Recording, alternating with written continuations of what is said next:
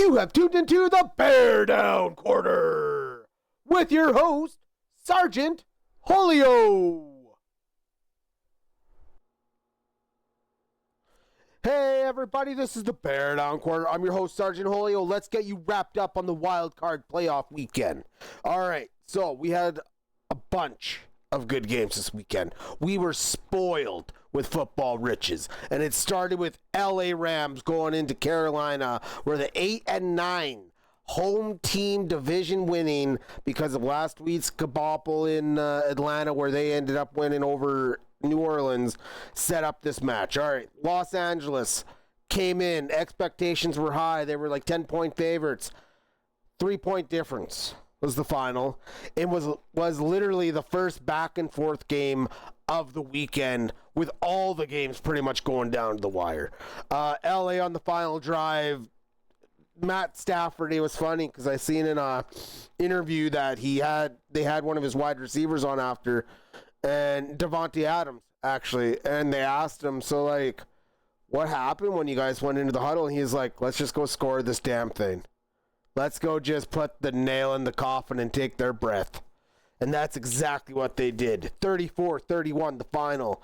304 yards, 3 touchdowns on the day. Nakua had 10 catches, 111 with 1 touchdown. Davante Adams, 5 catches, 72 yards. Jalen Coker, on the other hand, fought back for Carolina, had 9 catches and 134 yards and a touchdown on the day. Bryce Young had a rushing touchdown, and Chuba Hubbard also had 2 rushing touchdowns in a valiant effort by the Carolina Panthers. Honestly, this is not a bad season. You went from bottom dwellers last year to middle of the pack. You won division, a weak division, but you won it, and you got some playoff taste. So, good stepping stone, good learning experience. These guys will probably be back in the near future. LA moves on to the Divisional Round weekend, where they would be playing, depending on how everything finished up over the weekend, but we found that out on Sunday. But anyway, Saturday night had the Bears hosting the Green Bay Packers. And I tell you, it was not for naught, where I felt like part of the life was sucked out, but then I remembered we're a second half team this year. We're an all 4 quarters game kind of team. And that was not without reason to believe. 21-6, we were down at half. Okay? We come back. Kick a few field goal drives. Defense comes out. They're playing lights out. And by God, we grind our way back into this game. And it wasn't without Green Bay giving us another, kick in the ass. We came close, and then they extended the lead to 10 points again. We still drove the ball 2 more times and ended up going ahead 31-27, where we took Jordan Love down to the final play of the game, and we took him out. We locked it down. The Bears are going on to the Divisional Round, and we host the LA Rams this coming Sunday afternoon, actually. Jordan Love had 4 touchdowns for 323 on the day. They didn't finish. They didn't finish the game. And let us creep back in. And because of that, Colston Loveland went 8 for 137 yards, with DJ Moore catching 6 of 64 and a touchdown, and Caleb Williams putting together 24-48 for 361 yards, 2 touchdowns with a couple interceptions. But you know what? This kid proved some superstar capabilities. I seen him making plays off his back foot, jumping along, doing all sorts of shit. I'm excited for this team. And sky's the limit, I feel. Sky's the limit. And we're going to see what happens when we face LA this coming Sunday.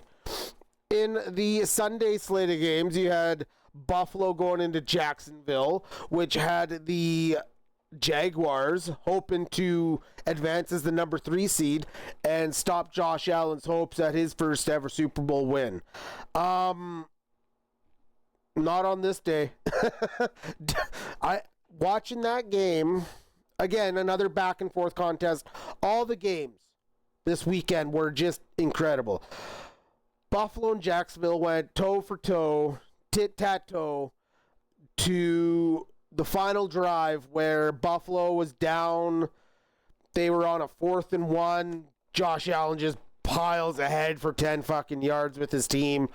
A minute left in the game. And you got your defense team calling timeouts to conserve time, and then had to basically let the touchdown, because if you don't, you're going to just run the clock out, right? And Buffalo was more intent on scoring that touchdown at the end of the day. So Jacksonville was not able to get in position to have a chance at kicking a game-tying field goal. Interesting, though, in that game, there was a play at the end of the second quarter that set up a 50-plus yard opportunity for Cam Little that he missed as well. So that could have been a tying points from earlier in the game. Either way, Josh Allen, 28 of 35 for 273, 1 passing touchdown, 2 rushing touchdown. Trevor Lawrence, 3 touchdowns on the day for 207 yards. Valiant effort. Jacksonville will be back. They have a competitive team, a good defense, great coaching. They'll be back. 49ers go into Philly where, you know what, just quite frankly, I'm happy with the outcome. I'm good because it means we get a new Super Bowl champion this year. 49ers handled business 23-19, and it wasn't an easy win. The Eagles gave them some trouble. They lost George Kittle in this match. He's done for the playoffs. Sacrificed another player to keep McCaffrey healthy for another week. Demarcus Robinson, 6 catches, 111 yards, 1 touchdown. Barkley ran for 106 yards on this day. They got some issues in Philly. I missed part of the play because I literally turned away for a second. But there was a play where I think it was A.J. Brown missed a catch in that game, and him and Sirianni were going at it. Like, I'm pretty sure I seen some reports saying that A.J. might want out for after this season. But either way, McCaffrey, 114 all-purpose yards on the day, 2 receiving touchdowns, and the 49ers grind out a 23-19 win to go and be the number 6 seed versus Seattle next weekend in Saturday's playoff games. Then, to finish off the weekend, we also had the Sunday Nighter where Chargers, I should mention, went into New England, where Drake May and his boys got, I guess, in some sense, their first taste of real, like, competition. Okay, if you're going to do the whole comparison of the season, they had to win games just like everyone else, but they were really doubted as the number 2 seed. Well, they fought, they battled, and they proved they had an even tougher defense than a lot of people gave them credit. They held Herbert to pedestrian numbers on Sunday night. Grinded out to get another touchdown later on in the game. I'm really impressed by Drake May. This kid had 66 yards on the ground, and a lot of those were for first downs. A lot of first downs is what he ran for. And he moved the ball really good, 268 yards, got them in position. They win 16-3. And New England moves on to the next round. In the Monday Nighter, you had the Houston Texans traveling to Pittsburgh, where the 41-year-old Aaron Rodgers was hoping to lead another magical run back. But Houston came in, and that defense, man, that defense is nasty. They had 2 touchdowns on the day. It looked like CJ was having some troubles moving the ball, but just enough where they were able to run the ball effectively enough tonight for 112 yards and 1 rushing touchdown for Woody Marks. Christian Kirk had himself a night with 8 catches of 144 and 1 touchdown. Now, it is important to know that Nico Collins went out with a concussion in this game. So hopes are he'll be back and ready to go for this weekend's next playoff game. 30-6 was the final. I don't know, Pittsburgh. I don't know. Do you run it with Mason Rudolph next year? Do you draft your next franchise quarterback? I don't know. Lots of questions for the offseason. Either way, exciting week of wildcard football. Next week's schedule lines up like this: Buffalo in Denver for the first game of the day. 49ers in Seattle for the rematch from 2 weeks ago. You got Houston traveling to New England on the Sunday afternoon game, first game of the day. And then LA Rams travel to Chicago for the final game of the divisional weekend, where it's probably not going to be some nice weather for them West Coast teams. But that's okay. So many tough matches and crazy times to happen. It's divisional playoff weekend coming up. Boy, the playoffs are fun. Let's get you updated on the head coaching carousel that is going around. So, as we revisited last week, the Falcons did officially hire Matt Ryan as their president of football operations. He takes over in the GM and head coaching search, basically. And in that search, they're already on their way to try and see what John Harbaugh might be doing these days, as he is no longer the head coach of the Baltimore Ravens. As last week we had announced 6 openings, but we are now at 8. Where between last week and this week, the Ravens let go John Harbaugh, and the Miami Dolphins got rid of Mike McDaniels. So my initial reports were wrong.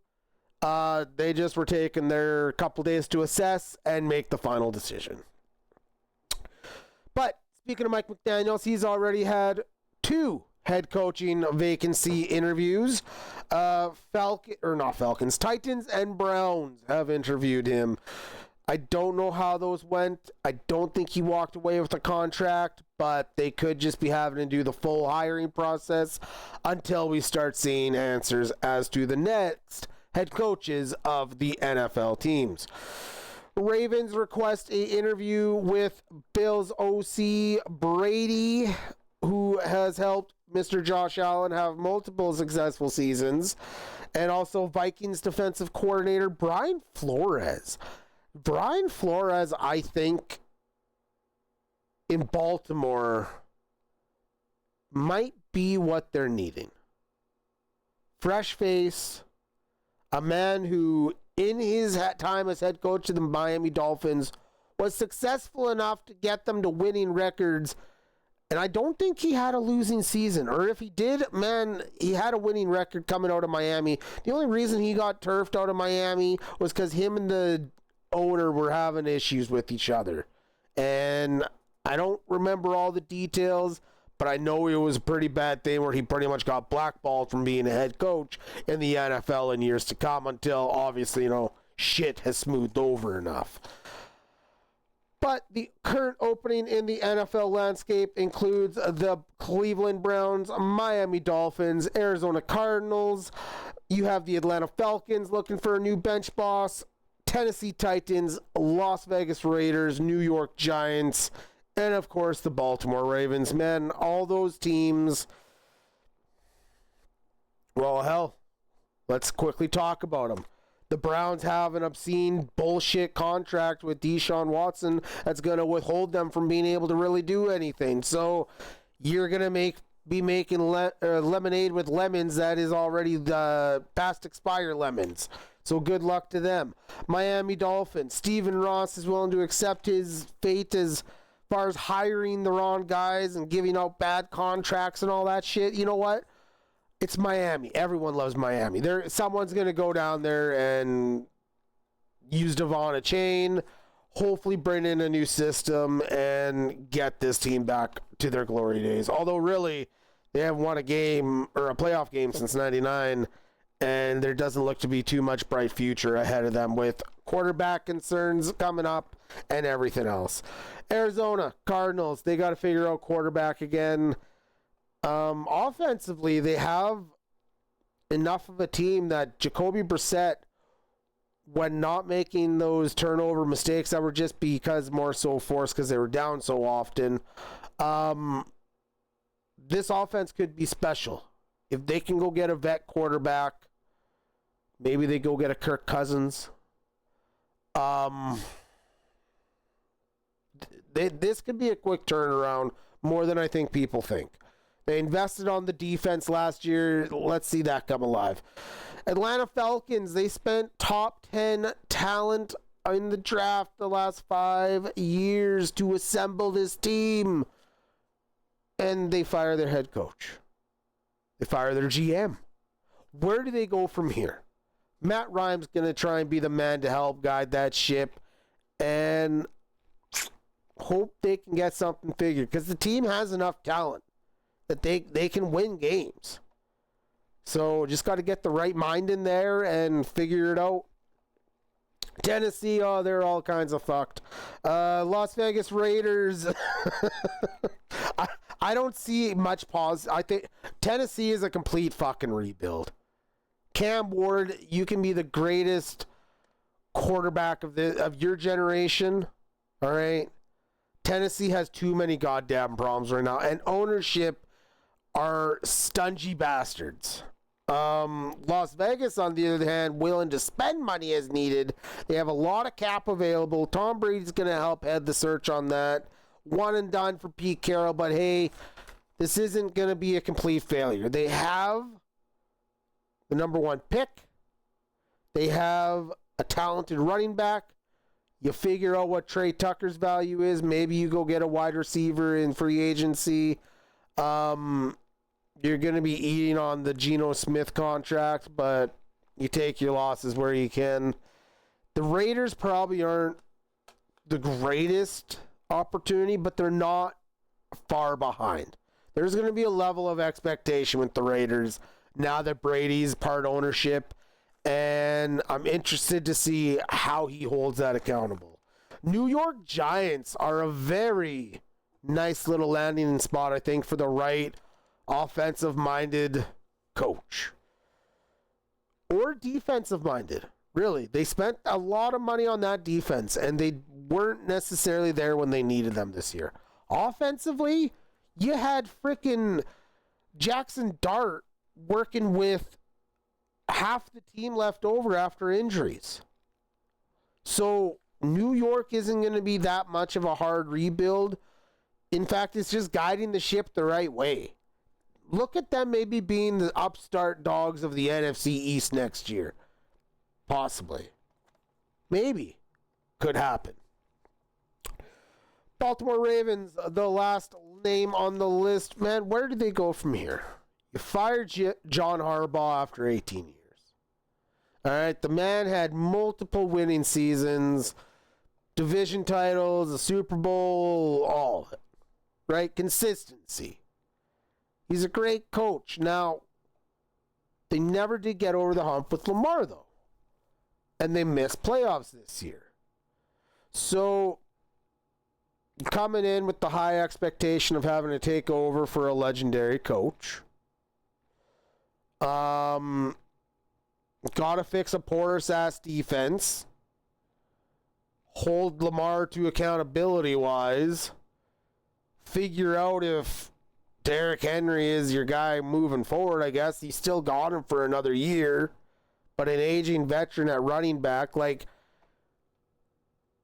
are these all the pieces for this team properly? They looked really good at the beginning of the year.